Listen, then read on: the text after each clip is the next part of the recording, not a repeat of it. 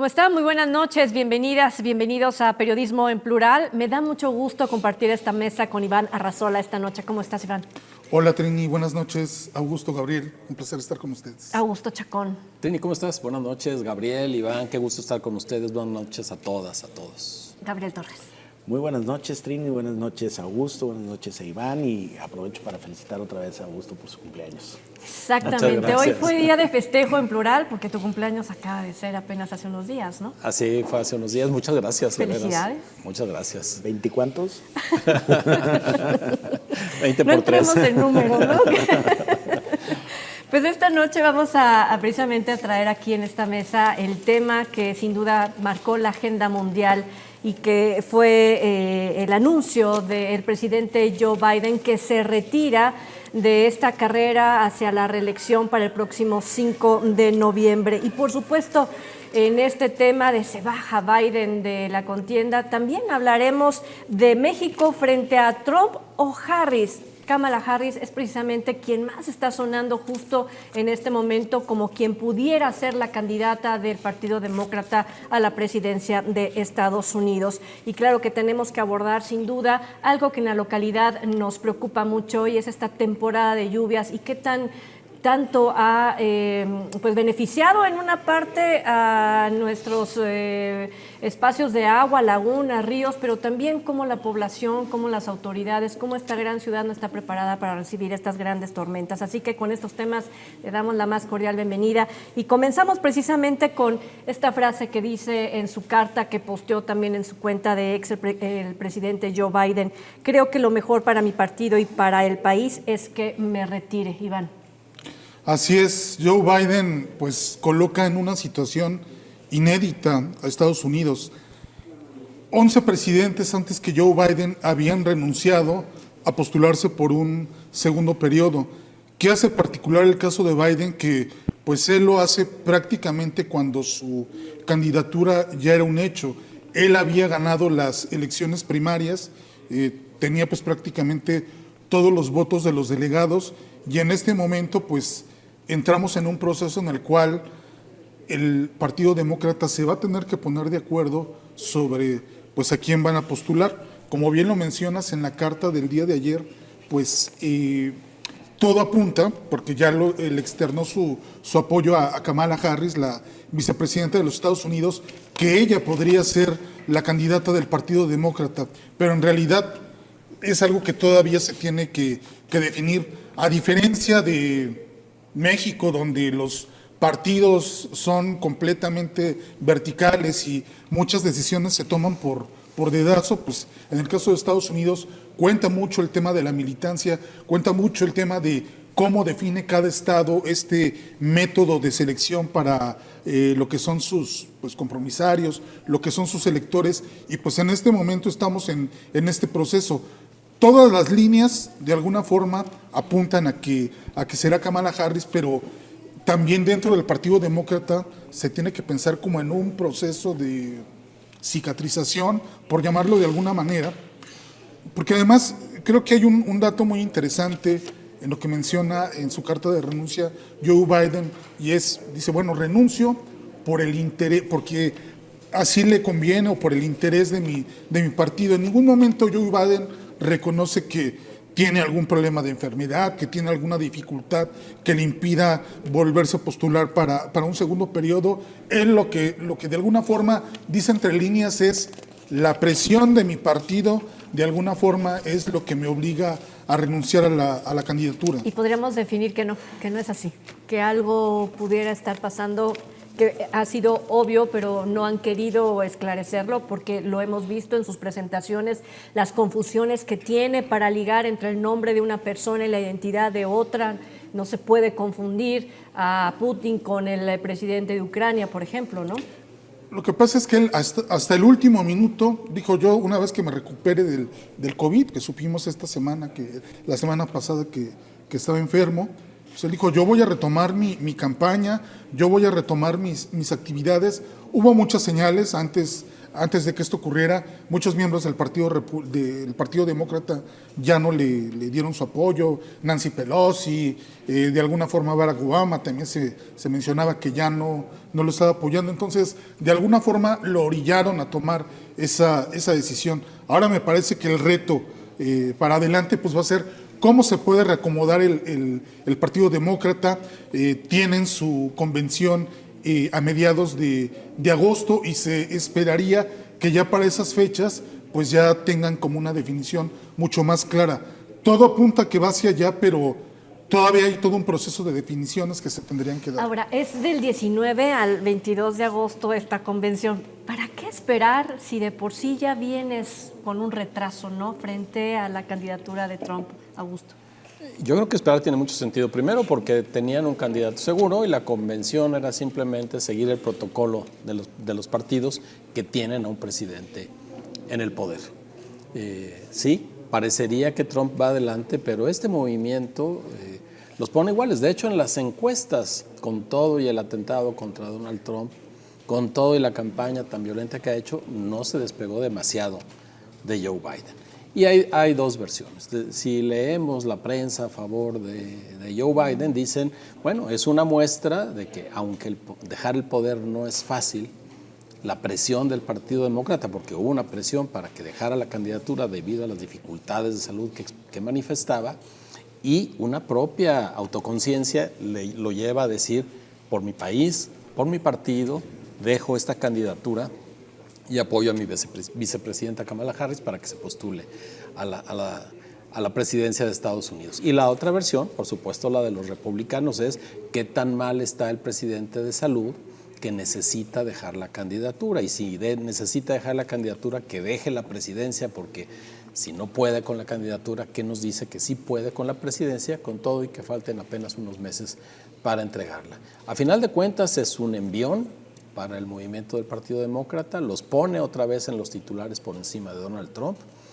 al elegir, al señalar a Kamala Harris tan directamente como una de las potenciales candidatas del Partido Demócrata, ponen aprietos a Donald Trump, que de inmediato dice, ya no va a ser, si es ella, ya no va a ser el debate en la cadena ABC y necesitaría otra cadena y preferiría la suya, la que lo apoya mucho más. ¿Por qué? Porque Kamala Harris es muy buena debatiendo.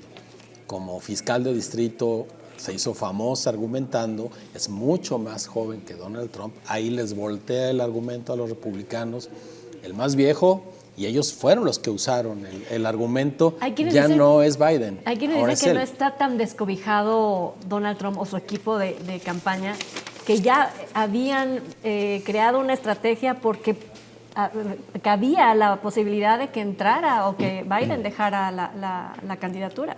Sí, puede ser que no esté tan descobijado, pero la primera reacción no fue de tengo un plan B. Ahora, no es la única candidata y a ella le conviene, como le convino en su momento a Barack Obama, tener un candidato fuerte en la convención que también pelee por los votos de los delegados, porque eso hace crecer su candidatura. A Barack Obama le ayudó Hillary Clinton en esa misma convención. Los dos lucharon por la presidencia y que fuera tan civilizadamente enconada, le vino muy bien a Barack Obama para la elección general.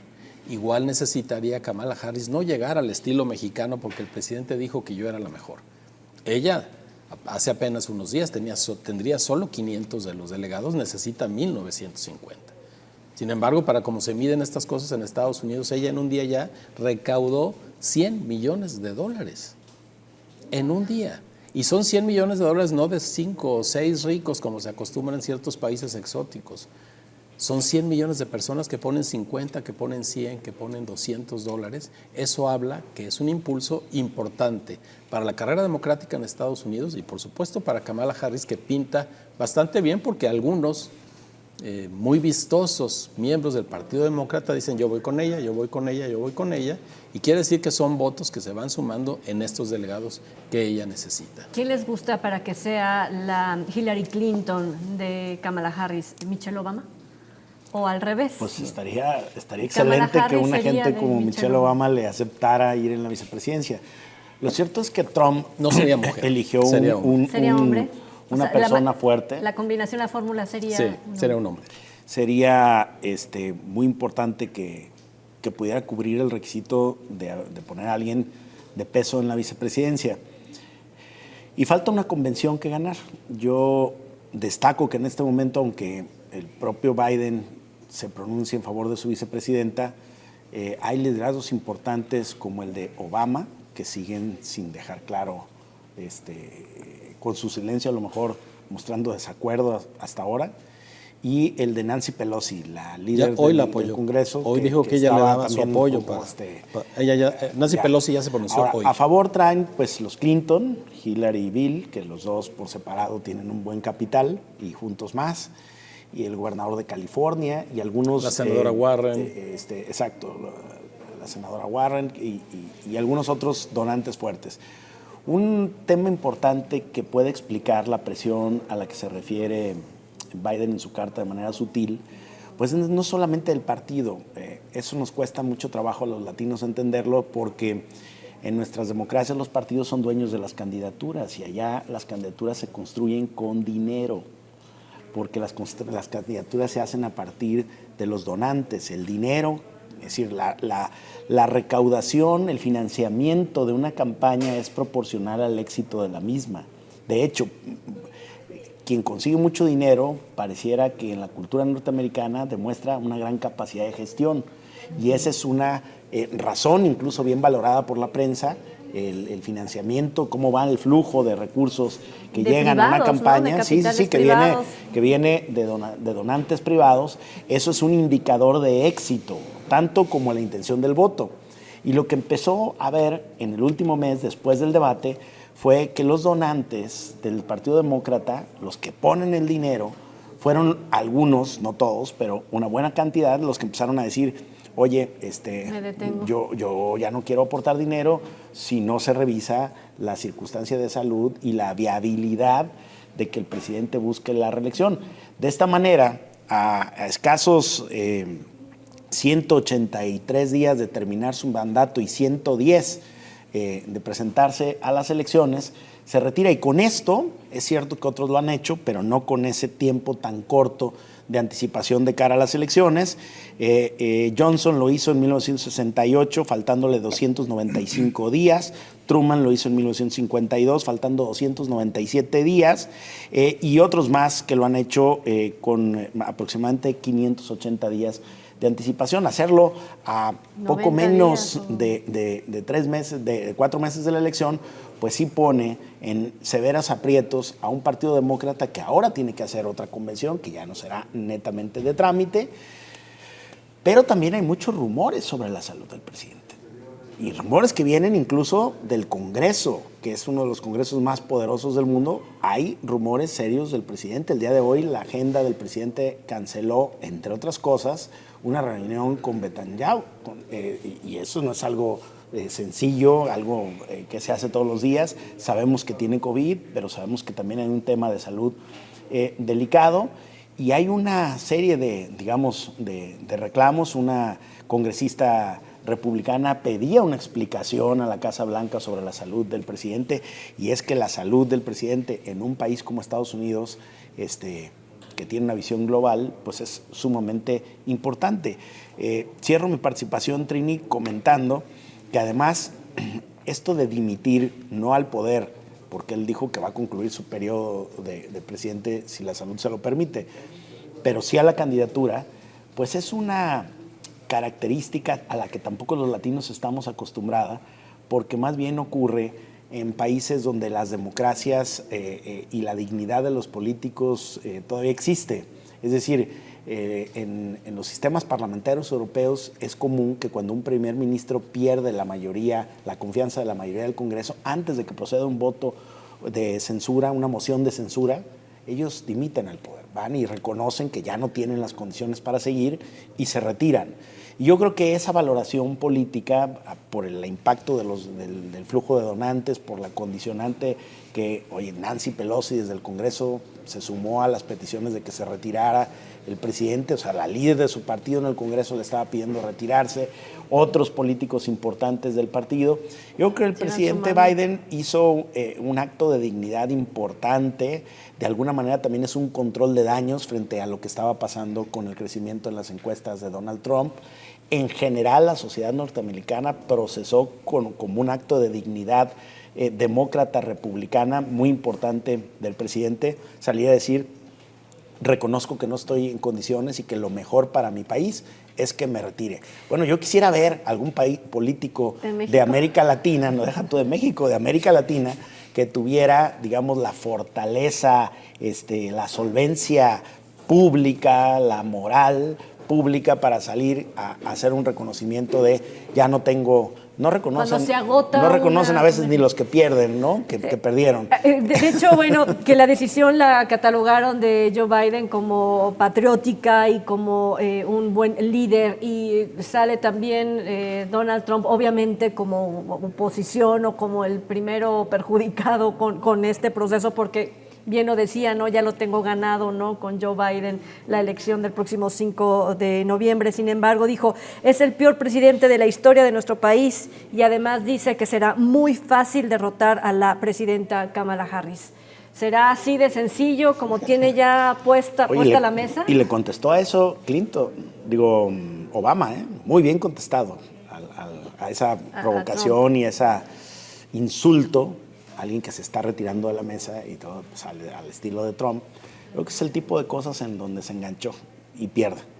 Donald Trump. Sí, porque justamente, bueno, hoy lo destaca... Es que ese es su carácter y así lo vamos a seguir viendo. Sí, se hace el contraste solo hoy. El Washington Post lo destaca diciendo, en Estados Unidos, en la política de Estados Unidos, y así lo dicen, de US Politics, no es común que un político tome una decisión de este calibre, pensando en un presidente de Estados Unidos. Así que al Donald Trump ponerse en el otro lado, insultando a alguien que toma una decisión difícil, que no es sencillo, que involucra asuntos personales, que involucra asuntos de partido, que involucra que él mismo diga no estoy listo en términos de salud para otros 4 años de mandato, no es común. Así que este contraste va a ser constante entre Donald Trump, los republicanos peleando por la salud del presidente, tratando de sacarle hasta lo último para minar a Joe Biden y así minar la candidatura demócrata, contra lo que estamos viendo ahora. Yo creo que el Partido Demócrata gana. De pronto, bueno, nos interesamos mucho más, quienes estamos más lejos, y resulta que no está tan, usando la expresión de Fidel Velázquez, tan flaca la caballada, porque para vicepresidentes hay quienes incluso podrían contender en la convención para obtener los votos de los delegados. Está Andy Beshear de Kentucky, un gobernador perfectamente bien evaluado, tiene 46 años y es un campeón. Está Ray Cooper de Carolina del Norte, el más viejo, con 67 años, un liberal de primera línea que podría ser vicepresidente. Mark Kelly, exastronauta, senador por Arizona. George Shapiro, el más famoso de todos, el gobernador de Pensilvania, tiene 51 años, altamente apreciado por sus votantes. Es decir, a partir de esto, nada más que se adelanta 4 años, vemos a la nueva generación de políticos demócratas que salen a dar la cara. Y digo se adelanta 4 años porque desde su primer mandato Joe Biden dijo: yo soy el puente para la nueva generación que se está formando para gobernar este país, y ahora resulta que aparece. Kamala Harris tiene 59. 59 años, y además por ahí una periodista dijo, más joven, mujer, cosa que le dolería mucho a Donald Trump que le ganara, y una mujer de color. Para la forma de ser tan extremista, ¿no?, de Donald Trump, sin duda, el hecho de que le ganara un perfil como ese sería una gran derrota más allá del voto. Gana precisamente por el tema de la edad, porque va a ser una candidata mucho más dinámica, aunque también tengo la impresión de que este discurso machacón de Donald Trump, que ya trae tan dominado, de alguna forma pone contra las cuerdas al Partido Demócrata en temas de economía, en temas de migración. Entonces, me parece que van a ser fundamentales los debates, porque ahí de alguna forma se van a poder medir precisamente las estrategias, los planes, los proyectos de gobierno, aunque también considero que va tarde en la carrera Kamala Harris. Pero en términos de migración, concedo, fue un mandato que le dio el presidente Biden a Kamala Harris, que se encargara del asunto de la migración. No lo atendió tan profunda ni tan bien como hubiera sido deseable para los migrantes, para México, para el resto del mundo y para sus propios votantes. Sin embargo, en economía me parece que Joe Biden tiene muchos puntos a su favor. Sí. Si sigue el control de la inflación como ahorita, él entregará un país con números económicos notables. Así que ahí no lo veo. En cambio, en migración sí veo que es uno de los puntos flacos que pudiera tener. Un pendiente del gobierno de Estados Unidos en general que tiene muchos años. Tenemos que hacer una breve pausa y cuando regresemos hablemos de esta fórmula que va a salir justo este 5 de noviembre y cómo le va a ir a México al volver.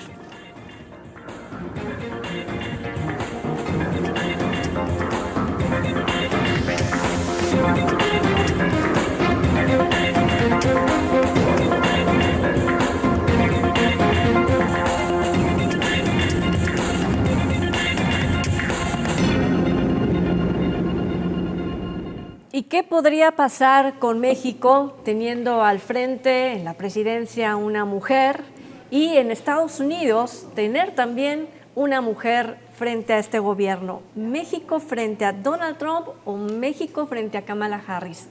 ¿Cómo ven este panorama? Digo, a mí en lo personal, si yo viviera, ¿no?, ese momento donde Estados Unidos, el país económicamente tan fuerte, ¿no?, a nivel mundial, y mi México gobernados por ambos países, por mujeres, creo que sería sin duda un proceso histórico muy positivo en el sentido de que se atreve, no solamente en la edad de lo que platicábamos en el espacio anterior, no solamente en romper con la edad y traer gente fresca a la política de Estados Unidos, sino también el rostro de las mujeres, Augusto. Sí, sin duda sería histórico que hubiera dos mandatarias enfrentando los problemas tan añejos que hemos cocinado entre México y Estados Unidos. Podemos pensar que si fuera Kamala Harris la presidenta, al menos las negociaciones serían de mucho mejor nivel. Más sutiles también, ¿no? Más delicadas. No estaría incluido uno de los rasgos de Donald Trump, que no solo tiene que ver con México, que es el aislacionismo. Él siente que Estados Unidos se basta a sí mismo, que no necesita del concierto internacional para participar ni para nada. Él dice, nosotros podemos resolver todos los problemas. Eso es lo más dañino para México. Y si a ese aislacionismo sumamos que es un racista y que es un clasista, sin duda las cosas se complican. Ya dijo que no van a renegociar el TEMEC, ¿verdad? Ya está no toca renegociación, toca revisión. Y esa revisión es mandatoria, si se tiene que hacer, porque así está establecido. Sería mucho más sencillo con los demócratas en el gobierno, no porque fuera más simple o que fuéramos a ganar más, simplemente la negociación sería, como lo pidió Claudia Sheinbaum, en una dosis de igualdad mejor. Está en medio de esa negociación, está China. No es solo Estados Unidos, México, Canadá, quienes van a revisar y entre ellos solos, no. China quiere ser parte de este gran bloque económico que representa América del Norte y de alguna manera está metiendo su cuchara y Estados Unidos se va a defender de China, gobierne quien gobierne, los demócratas o los republicanos. Sin duda creo que además de lo histórico de que sean dos mujeres al frente de estos dos países y dos mujeres tratando de entenderse, además generacionalmente muy próximas, creo que sería muy bueno, que sea bueno para el país, sí, para poder negociar. Pero a final de cuentas hay cosas que aquí tenemos que reparar y Estados Unidos tiene que reparar. No habría gran cambio. La migración sigue siendo el gran problema porque no lo atendemos debidamente. Y como es una medida de intercambio para la producción en Estados Unidos, entre más atores la migración, mucho más barata es la mano de obra allá. Te contratan con menos dinero porque justamente es ilegal. Lo difícil que es. Así que también es una parte de la balanza para que la economía de Estados Unidos funcione. Claro que eso no se va a reconocer abiertamente. Lo que necesitamos, y lo dijo Barack Obama durante sus 8 años de mandato, el sistema está roto. Necesitamos enmendarlo y eso no ha sucedido. Ponemos parches, Estados Unidos pone al ejército, pone bardas, nosotros ponemos a la Guardia Nacional, no solo en la frontera norte, también en la frontera sur, para tratar de atender esa agenda de manera que no se enoje el gobierno de Estados Unidos, que no provoque más problemas. Porque no es solo que sea Donald Trump o Kamala Harris, es también una masa de votantes que están pidiendo hacer algo con la migración y a ellos tienen que voltear a ver los gobernantes en Estados Unidos. Hablando de migración, ¿cómo sería, además Donald Trump, bueno, cada vez que habla de migrantes, bueno, salen, como decía Vicente Sapos y Fox, ¿no? culebras, ¿no? Exactamente. Bueno, Roy Campos publica un análisis interesante donde él atribuye el nombramiento de Ebrard y la cercanía de Juan Ramón de la Fuente al tema a la revisión que en el 2026 se tiene que hacer del Tratado de Libre Comercio con Estados Unidos y Canadá. Y tiene sentido porque, digamos, dentro del equipo de eso que se llama la Cuarta Transformación, digamos que Marcelo Ebrard, por la experiencia que tuvo, pues es una de las personas que más conoce, y por otro lado se le conoce también como un hombre, digamos, acucioso en la lectura de documentos y en el análisis de los asuntos que bajo su despacho se resuelven. Llevó unas buenas negociaciones, le tocó la dificultad de tratar con un presidente como Donald Trump, creo que lo hizo relativamente bien. Y efectivamente Trump vuelve a decir, como lo dijo antes en su primer periodo, que no iba a continuar la relación comercial con México, y firmó primero con nosotros que con Canadá. Entonces también hay que tener en cuenta que el señor es un bocón, y hay un dicho muy mexicano que dice que perro de que ladra no muerde. Yo a veces no me tomo tan en serio todas las cosas que dice, porque decimos muchísimas cosas más de las que realmente puede hacer. Es como una promesa de campaña. Eso está de moda en todos los países, estamos muy acostumbrados también nosotros, pero... Hay una dosis de razón en eso, pero a final de cuentas yo sostengo que Donald Trump lo que hizo fue abrir una cesta que teníamos más o menos controlada, que es esa, la del racismo, la del clasismo, la del nacionalismo. Y él la abrió más, y volver a meter esas fieras en la jaula no es muy sencillo. Aunque como gobierno tenga que atender asuntos diplomáticos, asuntos de interés económico, a final de cuentas él estimula a una sociedad a comportarse de cierta manera, y eso ha traído consecuencias para los mexicanos, para las mexicanas, especialmente para los que viven allá. Es decir, el daño sí es perceptible, sí, aunque en la balanza comercial quizá no lo sintamos, pero el daño para quien vive allá, y son 40 millones de personas. Eso es lo que hay que distinguir. El racismo, que efectivamente sí pegó, se siente, y se va a sentir más si gana la elección. Yo no lo doy por muerto. Creo que está muy lejos de haber sido derrotado. En este momento creo que es el que más posibilidades tiene que ganar. En este momento yo es el que más posibilidades le veo de ganar. Siento que hay una... porque, vamos, es un tipo experimentado, arriesgado, un pendenciero en un momento en que parece ser que la estridencia es lo que realmente hace ganar elecciones. Por otro lado, a ver, en lo que yo confío es en que en un país tan fuerte como Estados Unidos, que es de alguna manera la cuna del capitalismo, un capitalismo muy fuerte, es decir, los negocios están por arriba del poder en ese país. La relación comercial con México es algo que Estados Unidos simplemente no puede prescindir. Hay empresas grandísimas, ícono en Estados Unidos, que en plena agresión verbal de Trump, de su presidente, cerraron filas con los latinos porque eran sus principales consumidores o de los principales segmentos de consumo de sus productos. Estoy hablando de empresas como Coca-Cola Company, digo, más gringo que eso, que sacaban ediciones especiales en su botella, haciendo, digamos, mostrando solidaridad con la comunidad hispana, y muchas otras grandes empresas. Entonces, yo no creo que en un país donde los negocios tienen un papel preponderante y son muy respetados, y donde el gobierno tiene que asegurar que la iniciativa privada pueda hacer lo que le toca hacer, un presidente pueda, por sus fobias personales, tirar abajo algo que económicamente le funciona al país. Y yo creo que nuestro seguro frente a la revisión del Tratado de Libre Comercio es precisamente eso, que es beneficioso para ambas partes. Si no lo fuera, tendría dudas, más allá de que el presidente dijera que lo va a firmar nuevamente. No, porque en ese país el tema del deber ser en función de los negocios funciona muy bien. Es decir, los negocios tienen prioridad, ese país funciona así, el empleo, la industria, todo eso tiene mucho sentido. Y sí creo que no hay elementos de macroeconomía que le hagan pensar a un buen analista norteamericano, de esos que asesora a los presidentes, que es sensato cancelar o, digamos, atenuar la relación comercial con un país que te ofrece un gran mercado para tus productos. O atentar, ¿no?, contra sus decisiones, Sí, claro.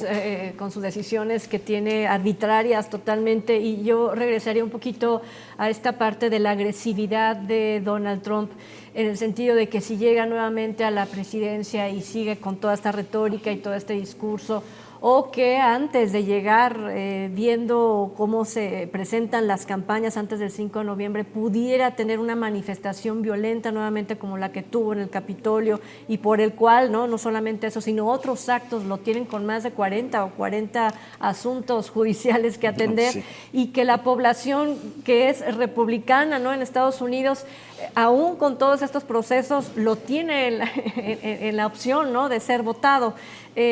Todo este aspecto lo puedo yo poner en una sola cesta, que es la violencia o el hombre violento que representa Donald Trump, con una presidenta más meticulosa, más serena, como podrá ser Claudia Sheinbaum en México. ¿Cómo ves esa fórmula, Iván? Es una fórmula compleja. No podemos dejar de lado el tema del humor social. En Estados Unidos, el 51% de la población está de acuerdo con las deportaciones masivas. ¿Eso de qué nos habla? Pues de que evidentemente esta fórmula, tanto para demócratas como para republicanos, puede funcionar, ¿no? Ya Donald Trump lo dijo: yo en el momento en que llegue voy a cerrar las fronteras, esos 15 millones de ilegales los voy a mandar de regreso a su país. Y esas señales me parece que las tenemos que leer con mucho detenimiento, y tanto la virtual presidenta electa Claudia Sheinbaum como el propio Marcelo Ebrard tuvieron una prueba de fuego el día sábado que me parece no superaron cuando A ver, deciden platícanos por qué, cuéntanos la historia, Bueno, porque todavía hay quienes opinan que sí fue un ataque de brevemente, Donald Trump. el presidente Donald Trump, que su pecho no es bodega, bueno, dice: a mí no me gusta que se rían de mí, que no me tomen en serio. Entonces, la persona que estaba negociando conmigo todo el tema de migración, pues yo le dije: necesitamos que nos pongas 28,000 agentes de seguridad para que blinden nuestra frontera mientras nosotros construimos el muro. Dice Donald Trump que, refiriéndose a Marcelo Ebrard, nunca lo llama por su nombre, le dice: bueno, voy a ir a hablar con el presidente y a ver qué nos dice. Y Donald Trump, pues ya en la euforia total, dice: bueno, te doy 5 minutos porque tengo cosas más importantes que hacer. Entonces regresa Marcelo Ebrard, o emisario, con la respuesta, le dice: sí, de acuerdo en que pongamos esos 28,000 agentes de seguridad. Y entonces Donald Trump hace alarde de: ven lo fácil que es conseguir cosas de México, no hay ningún problema, ¿no? Y bueno, ante esa situación pues hay una serie de respuestas, porque además hay una interpretación de que Donald Trump dijo que Marcelo Ebrard tenía un bajo IQ, inclusive lanzó insultos, no se sabe si eran para Biden o No, para... sí, eran para Biden. O para el Analizas propio Ebrard, discurso y pero bueno, encaja. en Solo que no pudo ligar Donald Trump, parece que ahí Nunca lo también mencionó, mentalmente... yo tengo mis dudas. En redes sociales, Está editado lo que el dice video. la virtual presidenta electa es: lamento el mensaje soez del presidente Donald Trump. Y Marcelo Ebrard dice: a mí no me intimida Donald Trump. Digamos que no es la mejor manera de solucionar las cosas, ¿no? Con Donald Trump son otras las fórmulas que se deben de utilizar. Aquí me parece que la presidenta electa no tiene ninguna necesidad de salir a defender a Marcelo Ebrard. Marcelo Ebrard se tiene que salir a defender él solo. Ella, Frente a un candidato. Pero- además, porque frente a un no es- candidato. Pero ¿no? lo que agrava el asunto es que no se estaba refiriendo a Yo Marcelo también Ebrard. creo que no se No, refería a Marcelo eso ya Ebrard. está, no se refería a él. Y ellos se van en banda, Se engancharon, ¿no? no les pasaron bien las que tarjetas. juntó no el discurso, ¿no? O sea, se en las hizo- redes sociales se unió el discurso y parecía que se hablaba. Después, cuando se ve el discurso solo, no estaba hablando de Marcelo Ebrard, y está claro que se fueron de banda. Eso explica Sí, el el problema es miedo que se le fueron tiene, claro. con la finta. Se fueron ellos dos con la finta, pero todos sus equipos. Nadie les dijo: oigan, cuidado, lean lo que dijo con detenimiento. Se refería al IQ de Joe Biden, no al IQ de Bueno, Marcelo pero Ebrard. además son ya dos relatos que cuestionan precisamente la capacidad como negociador de Marcelo Ebrard. Ya Mike Pompeo lo hizo en sus memorias, y ahora Donald Trump pues también sale y dice: bueno, En realidad Marcelo Ebrard es un mensajero, no es un negociador. Entonces me parece que a la víspera, a la entrada del nuevo gobierno, pues al menos en la cuestión narrativa, tenemos que tener mucho cuidado porque no te puedes enganchar de esa manera. Me parece que hoy lo que hace el presidente López Obrador es como mucho más sereno, de que bueno, no tenemos que confrontarnos, no tenemos que pelear. Debe de ser de alguna forma una comunicación más inteligente la que se tendría que dar entre los dos gobiernos, ¿no? En alguna ocasión se criticaba a Kamala Harris de no haber tenido el peso de una vicepresidenta. Esta necedad a veces del equipo de un presidente de sacarla como protagonista a un juego más importante o protagonista dentro de la presidencia o en el momento de la administración de Joe Biden, ¿será que Kamala Harris y el Partido Demócrata, cambiando pues de partido, podrán pagar el precio de aquello que no apoyaron en algún momento o creen suficientemente fuerte en el tiempo que le queda para hacer justo esta mancuerna con Claudia Sheinbaum, hablando de dos presidentas? ¿Y cómo será esa relación? ¿Será que Kamala Harris podrá retomar esa fuerza y ser una verdadera lideresa de la política en Estados Unidos y quitarle totalmente esta imagen agresiva a Donald Trump para que pudiera llegar ella a la presidencia? Digo, hablando ya de la relación que pudiera tener México con, si llega la candidata demócrata a la presidencia, Augusto. Yo creo que ella ha tenido el protagonismo de cualquier vicepresidente. Le encargan lo de migración y es un hecho, no lo resolvió como Joe Biden esperaba, no estaba sencillo tampoco con la pelea en las cámaras. Vendrá arrastrando el problema de la política exterior de Joe Biden, particularmente en Medio Oriente. De hecho, fuera de la Convención Demócrata se esperan manifestaciones por lo que está ocurriendo en Gaza y que no se ve que Estados Unidos intervenga para detener la masacre. Muchos de sus votantes creen que Estados Unidos debería intervenir, pero por otro lado, por ejemplo, ante su postura frente a la Suprema Corte con el famoso caso de Roe Wade respecto a la interrupción del embarazo, ella tuvo una respuesta extraordinaria frente a la Suprema Corte y una postura de la Casa Blanca muy, muy buena, sin llegar a extremos. Creo que ella tiene suficiente capital político para crecer. Si la Convención Demócrata resulta civilizadamente peleada, si hay candidatos que la peleen, si su triunfo es indisputable y su presencia en el discurso que todo mundo espera es el que se desea, su crecimiento político se va a dar y el apoyo de todos estos factores demócratas sin duda la harán crecer y será una gran interlocutora para Claudia Sheinbaum. Débil no es, ni será fácil para Donald Trump, pero sí podría ser una buena interlocutora con Claudia Sheinbaum. Sí, sin duda. Bueno, yo creo que falta mucho para eso. Tiene que ganar la convención y luego la elección constitucional. Sí, pero estamos en el supuesto que gana. Y ya veríamos eso. Poniendo los Porque los todavía, panoramas, ¿no? la política se mueve tanto, y vuelvo a traer el caso, que hay que ver cómo evoluciona la salud del presidente. Ese sería un factor que podría mover todo el tablero, ¿no? Es decir, cómo termine la salud del presidente en lo que le resta el periodo. Porque termina hasta fin de año, ¿no? Sí, y porque está cancelando cosas Pero una vez él tomaba la decisión, su salud se vuelve relevante en términos de una persona, se vuelve relevante, pero al final de cuentas lo que sucedería es que Kamala Harris lo sucede en la presidencia, compite por la presidencia en calidad de presidenta. Si ella lo llega a suceder, cambia la cosa. Porque pues es que no hay más, ella es la vicepresidenta. Si toma, por eso, a lo que me refiero, si llega a ese supuesto, que es probable, digamos, es una posibilidad hoy mismo, en razón de cómo se ven las cosas, si eso llegara a ocurrir, sí hay un cambio importante incluso de cara a la convención. No es lo mismo llegar a la convención con el cargo de vicepresidente que ya estando en la presidencia de Estados Unidos jurado y después de una circunstancia así que hubiera necesidad de hacer un relevo institucional en mandatos de un presidente en funciones, pues sí cambiaría completamente las cosas, a favor de ella, quiero decir, Sí. y de los demócratas. Pero ¿no? nada En su contra. fácil, de todas formas no la tiene fácil, ¿no? No. El Partido Demócrata. No lo ni tiene Kamala fácil Harris. y me parece que el peor escenario es si el Partido Republicano gana y además con mayoría en las dos cámaras, ahí sí me parece que nos colocamos en una situación más peligrosa. Que en las elecciones intermedias pasadas, aunque la gente no aprobaba el quehacer de Joe Biden, sí votaron a favor de los demócratas, ¿no? En mayor medida. En la Cámara de Representantes, ¿no? El Senado está, tiene mayoría republicana. Republicano. Bueno, pues vámonos a la pausa y ahí está, ¿no? Yo, desde el ejercicio anterior de periodismo en plural, dije, me voy con un resumen, pero yo creo que...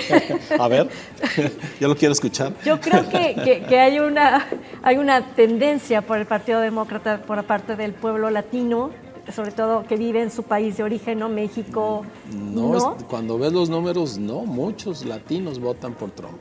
En Miami No, es al me revés. refiero al mexicano aquí en México, en su país, nosotros los que estamos nosotros aquí. sí tenemos una tendencia hacia los Romantizamos hacia los un demócratas. poquito. Hombre, después de todo lo que nos dice este señor, sería como masoquismo Exactamente. todavía Pero estar los a hay, favor de pero él. los hay, Ah, sí, pero claro. los hay. Siento Sí, que hay un corazón por ahí Pero latiendo los hay. por ¿Quiénes les los gusta el demócratas. castigo, no? Con Sí, eso nos vamos a la pausa y regresamos.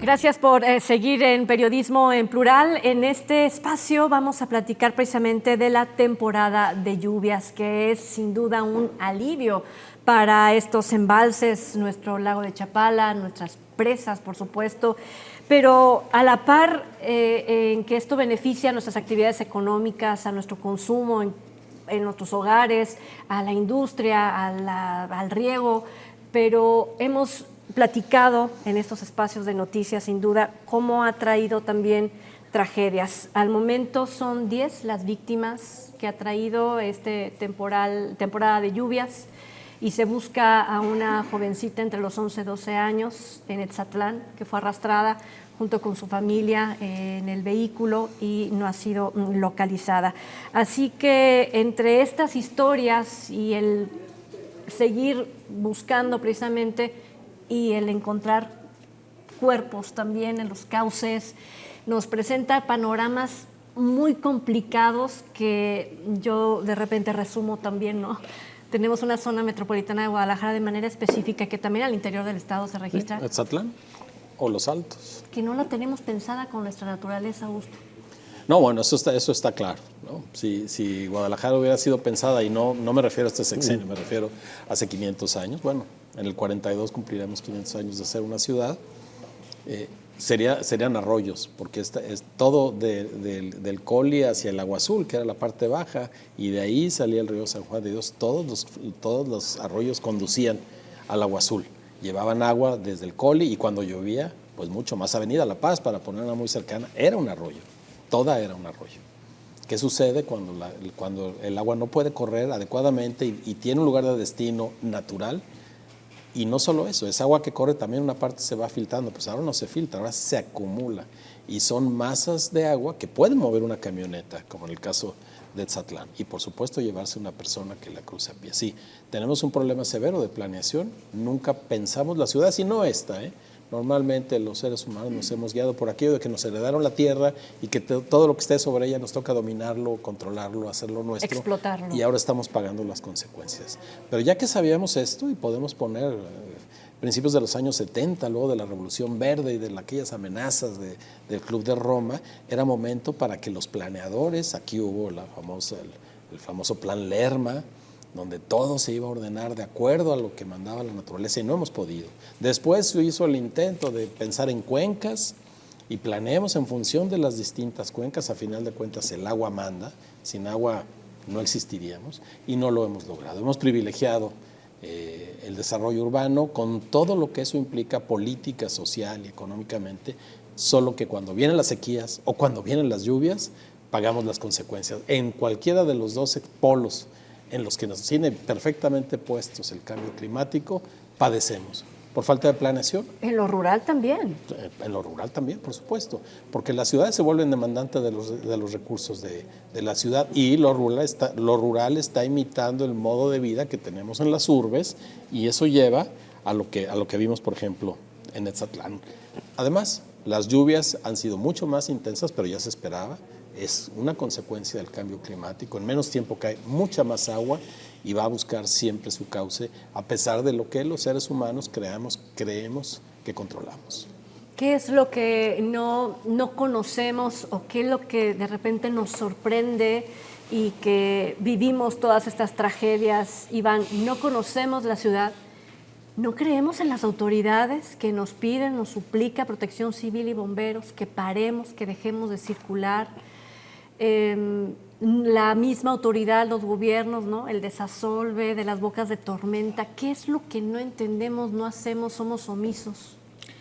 El problema, me parece, es que ni las autoridades creen en ellas mismas, ¿no? O sea, hacen una serie de promesas de campaña que ellos mismos saben que pues, son incumplibles, ¿no? O sea, por ejemplo, escuchar esta declaración de que la zona de López Mateos y Mariano Otero, pues no se puede hacer nada y esa se va a seguir inundando, y para evitar las inundaciones se tendría que meter una importante cantidad de dinero que no se tiene, pues entonces en lo que nos deja es pues no hay nada que hacer, ni modo, así son las cosas, ¿no? Así es la naturaleza de caprichosa. Datos de la Universidad de Guadalajara, en el año 2022 había algo así como 200 puntos donde se inundaba la ciudad. Para este año son más de 500 puntos. Casi 600. Casi 600. Es un dato brutal, ¿no? Porque vemos que nos agarra la lluvia y casi que Dios nos agarre confesados. Mejor quédate en tu carro, quédate en donde estés y no le muevas por 2 o 3 horas, porque la ciudad se vuelve completamente caótica. Además de eso, pues hay que agregar, por ejemplo, que curiosamente en esta época de lluvias fallan los sistemas recolectores de basura. En muchos hogares no pasa en 3, en 4 días la basura. ¿Qué es lo que vemos en las calles? Pues aceras llenas de basura, ¿no? Que muchas veces pues van a terminar a los desagües. En la época de mayo nos estamos quejando del estiaje, de la falta de agua, pero llegan estas épocas y resulta que 60% del agua de lluvia se va a la alcantarilla, se desperdicia completamente.